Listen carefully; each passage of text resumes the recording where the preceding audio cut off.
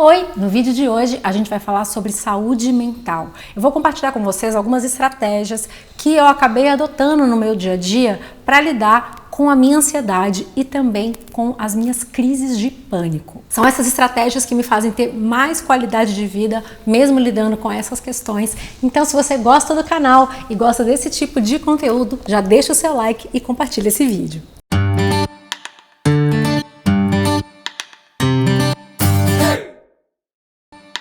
Ano passado eu compartilhei com vocês aqui um pouco sobre o diagnóstico do meu transtorno de ansiedade generalizada. Tem até um vídeo em que eu e o Léo falamos sobre isso. Eu falo sobre o transtorno de ansiedade, o Léo fala sobre TDAH, cada um com seus transtornos. Mas nesse vídeo eu vim compartilhar algumas estratégias porque eu recebo muitas DMs e até comentários aqui mesmo no YouTube perguntando assim: ah, Lu, mas e o que você faz quando vem a crise de ansiedade, né? Como você lida com isso no seu dia a dia? E eu imagino que, assim, às vezes a pessoa que talvez não tenha tido o diagnóstico ainda ou acabou de ter e tá ali perdida, né? Porque é uma sensação muito ruim quando a gente tá tendo, né, uma crise de ansiedade, ataque de pânico, então nem se fala, porque são coisas diferentes, mas uma pode acabar engatilhando a outra, né? Tem sim algumas estratégias que a gente pode adotar no nosso dia a dia para a gente conseguir lidar melhor com isso, né? Se a gente não consegue eliminar por completo, como que a gente lida com esse aspecto da nossa vida? A primeira coisa é conseguir identificar os gatilhos da ansiedade. Eu achava isso muito difícil até eu começar o meu tratamento, porque a minha ansiedade ela vinha numa intensidade que, assim, sei lá, parecia que eu estava entrando num oceano, não conseguia, o racional não funcionava muito, sabe? E depois que eu iniciei o tratamento, com terapia e com a medicação, eu conseguia perceber a ansiedade chegando. Não é que eu não sentia ansiedade, mas eu passei a ter como se fosse um respiro entre o gatilho e a ansiedade em si. E aí, quando eu comecei a perceber isso, eu falei, gente, isso tá me, sabe assim, isso tá me desestruturando. Nossa, meu coração tá batendo mais forte. Isso tá me causando ansiedade. Eu consigo me retirar da situação ou pensar em outra coisa, colocar minha atenção em alguma outra coisa para que essa ansiedade não venha e não vire um ataque de ansiedade, uma crise de pânico, que são coisas que eu acabava tendo. E isso foi muito importante para mim, porque agora, como eu passei por uma fase em que eu consegui identificar ali todos os meus gatilhos, eu agora já não me coloco nessas situações. Porque então, quando ela chega, realmente não tem como, é muito difícil você reverter essa situação, não é? Quando ela chega você não controla mais, né? Até tem algumas técnicas que eu vou compartilhar com vocês, assim, quando a gente não consegue. A primeira coisa é tentar evitar, que é isso que eu tô dizendo, né? Então, com tratamento, com terapia, com autoconhecimento, principalmente, você vai conseguir identificar os seus gatilhos e aí a ideia é você não se deixar cair naquelas situações. Claro que tem coisas que a gente não consegue evitar. Então, por exemplo, sei lá, aparece uma notícia absurda na TV, aquilo me dá crise de ansiedade. Eu não consigo evitar as notícias. Mas, por exemplo, tá acontecendo uma coisa absurda. Eu não preciso ficar ali vendo o desenrolar da coisa no ao vivo o tempo inteiro. Eu não preciso ficar lendo o tempo inteiro sobre aquela notícia. Eu posso me informar, beleza, tá acontecendo isso, viver a minha vida e depois entender o que aconteceu com aquela situação sem ficar ali vivendo aquilo, porque aquilo me faz muito mal, aquilo me traz ansiedade, eu não consigo respirar, não consigo dormir, me dá dor de cabeça. No meu caso, vira até a dor da minha doença autoimune, porque a ansiedade é um gatilho dela também. Claro que tem situações que você não consegue se retirar delas ou evitar, mas você consegue controlar como você vai reagir em relação a isso. Então, eu agora estou muito nessa fase de tentar evitar esses gatilhos, porque quando eu entro na ansiedade, eu tenho consequências muito chatas, muito sérias. Além da ansiedade em si, de não conseguir dormir e tal, eu tenho a história da doença autoimune que é engatilhada pela ansiedade. Então, número 1, conseguir identificar os gatilhos e, na medida do possível, se retirar das situações que te causam ansiedade ou controlar a sua exposição a esses gatilhos. A segunda coisa que faz bastante diferença na minha relação com a minha ansiedade é ter um sono de qualidade. O sono foi o primeiro grande hábito que eu mudei, né, desde que eu comecei a prestar mais atenção na minha saúde, e de longe é o que eu acho que influencia mais coisas na nossa saúde em geral, não só na minha. É impressionante o quanto que um sono de qualidade faz diferença na nossa vida, assim, para muitas coisas. Mas no caso da ansiedade, se você não dorme bem, né, se você não tá descansado, e quando se tem ansiedade é difícil dormir bem, né, é difícil pegar no sono. Essa era a minha maior dificuldade, conseguir pegar no sono. Sempre tinha alguma coisa que eu ficava pensando, então, a viagem que eu vou fazer, eu preciso ver isso, isso e isso, amanhã na escola a Bia tem que levar aquilo, o trabalho, eu preciso mandar uma mensagem para alguém. Então eu não conseguia desligar a cabeça, assim, eu deitava o corpo, mas a cabeça ficava ali planejando, então. E aí dá até respirado. E aí duas coisas começaram a melhorar a minha relação com o sono. Uma, ter um planner. Quando eu anoto o que eu preciso fazer, é como se eu conseguisse tirar isso da minha cabeça. Aquilo não é mais uma preocupação porque está anotado, eu vou fazer amanhã, não dá para fazer hoje. Então, ligar para fulano, colocar tal coisa na mochila da Bia, separar tananã para a viagem. Então, eu não fico mais ruminando aquilo na cabeça, pensando que eu não posso esquecer, que eu preciso fazer. Então, o planner me ajudou muito nisso. E a segunda coisa é criar uma rotina do sono. Eu já falei disso em vários vídeos, mas para quem tem ansiedade, é ainda mais importante que você tenha uma rotina certinha todos os dias, para que você realmente consiga ir se desligando, relaxando, o que é muito difícil pra gente, eu sei, mas é possível. Então, técnicas que eu acho que são as mais importantes na rotina do sono. Diminuir as luzes da casa, não é só o do seu quarto. É assim, deu 7 da noite, na nossa casa de BH, que a gente tinha luz no teto, já não ligava mais luz no teto, era só luz indireta. Aqui as luzes já são todas indiretas, então é a melhor coisa. Deixa a luz baixinha, luz de abajur, de luminária. A luz de cima não liga mais. Deixa tudo baixinho para o seu corpo entender que ali tá na hora de você começar a relaxar, não é uma hora de energizar, de crescer, é uma hora realmente de você ir abaixando a energia até você conseguir dormir. Diz que luz amarela também, né? A luz branca, né? Branca, a luz fria. A luz fria, ela é menos aconchegante, né? A luz amarela é mais quentinha. Então, se possível, também fica a dica de escolher aí as lâmpadas certas. Segunda coisa que eu acredito que ajuda bastante, a história do chá. Um chá relaxante, não é que o chá em si, né, a substância é super importante, mas o ritual de ter uma coisa quentinha é tipo assim, você tá avisando para todos os seus sentidos que é hora de relaxar, entendeu? Então, visualmente, você já baixou a luz. Aí agora você vai segurar uma coisa quentinha, né, do aconchego, e ainda vai beber aquilo. Então você vai ali mudar um pouco a temperatura do seu corpo, vai dar uma aquecida. Não é pelando de quente, tá, gente? É morninho, é gostoso, não é uma coisa queimei a língua do negócio. A terceira coisa é, quando eu tô muito ansiosa, quando aconteceu alguma coisa que realmente me tirou do meu eixo ao longo do dia, e eu sei que vai ser difícil dormir, eu escuto ou uma meditação guiada ou algum tipo de white noise, né? Assim, esses sons, ruídos que ajudam a dormir. Outro dia o Léo chegou no quarto, que é isso? Geralmente eu durmo antes, né? E aí eu tinha colocado um barulhinho de ondas do mar. É sério, velho. Não, antes de entrar no quarto, eu tô escutando esse diabo desse barulho, cara. E eu falei assim, mano, tem uma cobra aqui em casa. Ele não sabia o que era. Eu falei, que isso, velho? Tem alguma coisa esquisita, tem um bicho aqui preso em algum lugar. Eu indo dormir com o barulhinho do mar. Tava meio alto, mas eu precisei, nesse dia tava complicado. E a outra coisa, e aí já é uma coisa que eu acho importante para todo mundo, né? Enfim, todas essas coisas são legais para quem quer criar uma rotina do sono. Mas a história de todos os dias ter o mesmo horário. Previsibilidade é uma coisa que todo mundo que é ansioso adora, né? A gente quer controlar o futuro, certo? Então, se a gente sempre for deitar no mesmo horário, a gente não precisa se preocupar com, ai, amanhã eu vou ficar cansado, nossa, tá tarde, preciso ir embora. Não, já estabelece isso como a sua rotina, todo dia assim, não precisa se preocupar com amanhã, porque você já se preocupou com isso quando você planejou a sua rotina do sono, então todo dia, nesse horário, você vai começar a sua rotina e vai dormir. Importante, sua rotina não pode começar muito tarde.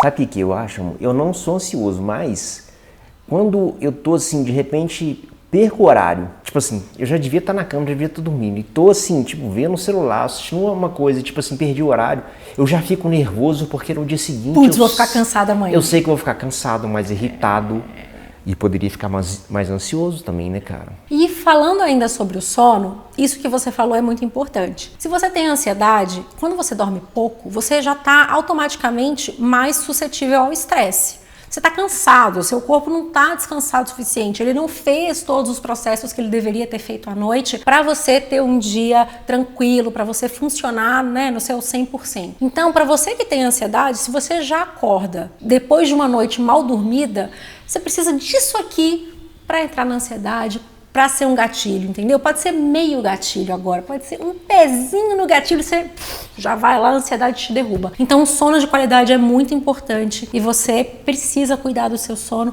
para não entrar aí nesse ciclo ansioso com facilidade. Bom, duas coisas que eu disse são coisas para a gente tentar evitar entrar na ansiedade, né? Mas tem hora que não tem jeito, né? A gente não controla tudo. E essa é a grande lição para quem tem ansiedade. E as coisas podem acontecer, você pode ter ali, né, um transtorno, uma crise de ansiedade, um dia mais difícil. E aí, o que fazer? Então, quando eu percebo que eu entrei ali naquele ciclo, né, naquela espiral da ansiedade, eu vejo que aquilo tá mexendo com o meu funcionamento. Então, por exemplo, uma das coisas que eu tenho é essa história de respirar, né? Fica difícil respirar. Eu fico...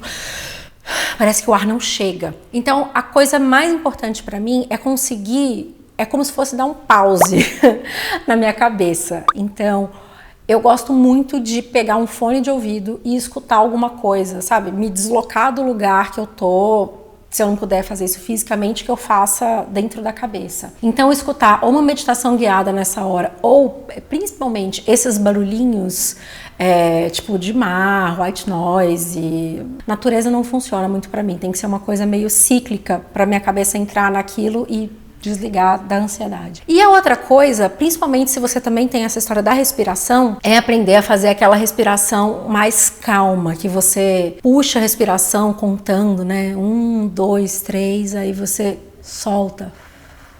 4, 5, 6, 7, 8. Só de respirar assim, você já fica mais calmo. Inclusive à noite, às vezes, se tá difícil de dormir, eu começo a fazer isso e a própria contagem e a oxigenação que esse tipo de respiração traz já me ajudam a dormir também. Mas na hora que eu tô, né, me sentindo ansiosa, que não consigo sair daquilo, não tô conseguindo respirar, começo a transpirar, essa respiração ajuda bastante. Uma outra coisa que funciona quando eu tô nesses dias mais ansiosos é tomar um banho com a luz mais baixa ou com vela.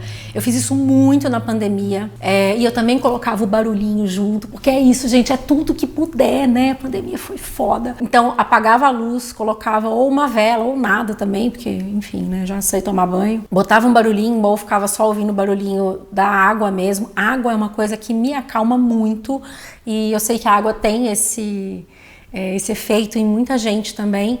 E tomar um banho tranquilo, às vezes lembrar de respirar desse jeito, prestar atenção na água caindo, nela escorrendo, aonde ela vai, qual a sensação que ela provoca. Isso é uma das formas de você exercer a atenção plena, né?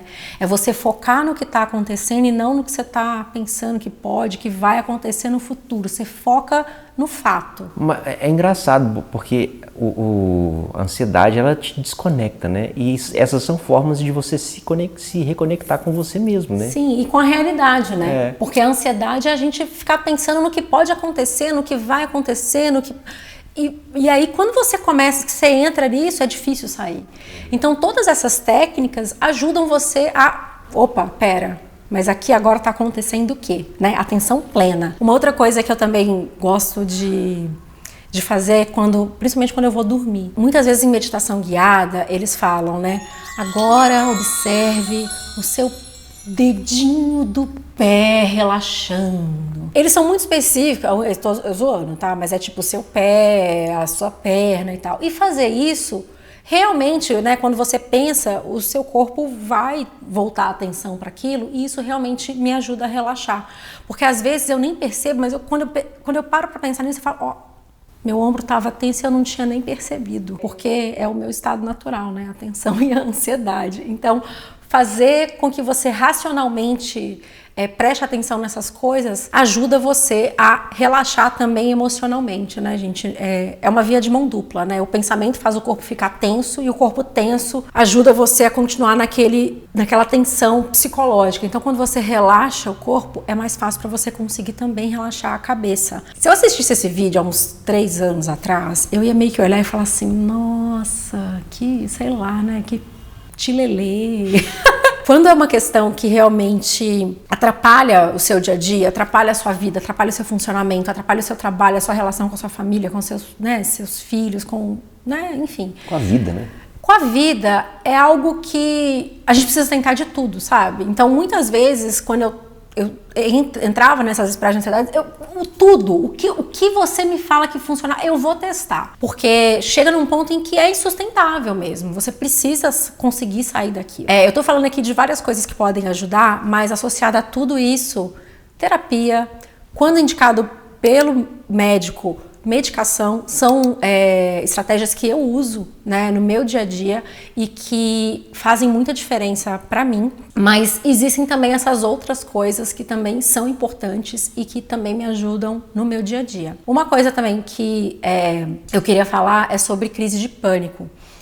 Crise de pânico muitas vezes está associada à ansiedade e eu tenho um histórico de crises de pânico recorrente, de ataques de pânico recorrente. Eu não sei qual que é a diferença de crise para ataque, mas enfim. Que é aquele momento em que parece que você sai da realidade, eu enxergo as coisas de uma maneira diferente, assim, sabe? Parece... Sabe quando tem, assim, aquelas imagens de carro com farol, que parece que o farol pinta, assim, sabe? Deixa um rastro. Eu fico enxergando daquele jeito, assim, as coisas vêm... Parece que tá tudo meio que... Posso fazer esse efeito na câmera? Na câmera? Pode. Quebrou toda a espontaneidade do negócio pelo efeito cinematográfico. O Léo vai mostrar pra vocês como é eu tendo um ataque de pânico. É esse o ritmo, assim, sabe? Então as pessoas falam, se movimentam, eu passo, é desse jeito que eu vejo. E aí o meu coração acelera, se eu vejo, assim, eu começo a transpirar, assim. É uma reação, gente, é pânico, entendeu? Tipo assim, perigo, corra. E eu não consigo respirar. A primeira vez que isso aconteceu, eu não entendi o que estava acontecendo. E isso acontece muitas vezes, né? Com as pessoas que têm o seu primeiro ataque de pânico. Você não sabe o que é aquilo, você acha que vai morrer. É isso, acabou pra mim. Tchau, mundo, porque parece que aquilo não vai passar nunca. Mas depois que aconteceu algumas vezes, primeiro, eu entendi que, tá, isso passa. Segundo, eu comecei a entender como fazer para aquilo passar mais rápido. E terceiro, eu entendi qual é o meu gatilho para ter ataque de pânico. Quando eu tô tendo um ataque de pânico, eu tento sair da situação. E eu vou dar um exemplo. Eu tive uma vez dentro de um restaurante, desses que a gente, de buffet, que a gente mesmo se serve. E aí eu tava com um pratinho na mão. E aí eu deixei o prato, saí do restaurante, avisei o Léo, falei, estou tendo um ataque de pânico. E aí saí e fui para uma parte externa, assim, para respirar. Para ficar perto da janela, ir para perto da janela, ir para perto da porta, tipo, precisava ver ar, ambiente aberto. Respiro fundo, tento fazer essa contagem, mas na hora meio que não dá para pensar nisso, então só tento respirar fundo. Ter uma pessoa perto de você que sabe o que você tá passando também é muito importante, porque se as pessoas à sua volta não sabem, elas também ficam assustadas e meio que vão entrando, tipo, que isso, Meira? Então assim, nesse caso, o Léo sabe, ele... Vai, amor, respira. No túnel, no carnaval tá também. Tudo bem, quando teve o carnaval no túnel. E aí vem a história de entender os gatilhos, né? Os meus ataques de pânico acontecem em lugares fechados, com muita gente, ou com muita gente. Então, multidões em geral e lugares fechados com muita gente são gatilhos para os meus ataques de pânico. Então, em geral, eu tento evitar esse tipo de lugar. Por exemplo, eu vou pouquíssimo a shows, porque é isso, eu sou pequena, né? Eu sou baixinha, então a maioria das pessoas é mais alta que eu, você fica muito perto das pessoas, se achou em lugar fechado, então, assim, é um grande não. Mas, por exemplo, aconteceu, logo que a gente se mudou aqui para São Paulo, eu tava do tipo, me chama pra ir na padaria que eu vou, entendeu? Vou conhecer essa cidade. Aí uma amiga falou, vamos no show da Marisa Monte. Eu falei, vamos, adoro Marisa Monte. Só que eu não computei que era um show, tipo, de verdade, sabe? Eu achei que, sei lá, eu ia sentar, a Marisa Monte já tá ali no barzinho, não sei, gente, pirei. Eu sei que eu cheguei lá e era um show da Marisa Monte, né? Cheio. Mas não era lotado e eu tomei o cuidado, né? Eu expliquei pra amiga, eu falei, olha, eu tenho ataque de pânico com multidão, a gente pode ficar mais na beirada? Lógico, Lu, tudo bem. E aí eu fiquei mais perto, assim, né? Tinha multidão aqui, mas aqui era meio que a saída, então fiquei ok. Fiquei super relaxada, tranquila? Não. Fiquei ali meio que gerenciando o pânico o tempo inteiro, mas não tive o ataque. Mas é isso, eu tento evitar as situações. E agora eu comecei na terapia a tentar lidar com a raiz desse problema, né? O trauma que gerou isso. A gente tá conseguindo aos poucos chegar nessa situação, quem sabe, né? Daqui a alguns anos isso não aconteça mais e eu não tenha mais que evitar essas coisas. Mas atualmente, quando acontece, é isso que eu procuro fazer. Essas são as estratégias que eu uso para lidar com a minha ansiedade. Tem várias outras que você pode adotar. Você pode conversar com seu terapeuta, com seu psiquiatra. Tem muita gente que fala da relação da alimentação, dos exercícios físicos, enfim. Tá tudo interligado e eu acho que quanto mais a gente procura estudar sobre o assunto, mais a gente cria ferramentas para lidar com esse tipo de coisa. Todo livro que eu leio sobre isso, sobre saúde, sobre comportamento, ele acaba me dando ali mais alguma estratégia para lidar melhor com a minha ansiedade e é por isso eu recomendo que você também faça isso. Se você gostou desse vídeo, deixe o seu like e compartilhe com os amigos. Um beijo e até a próxima!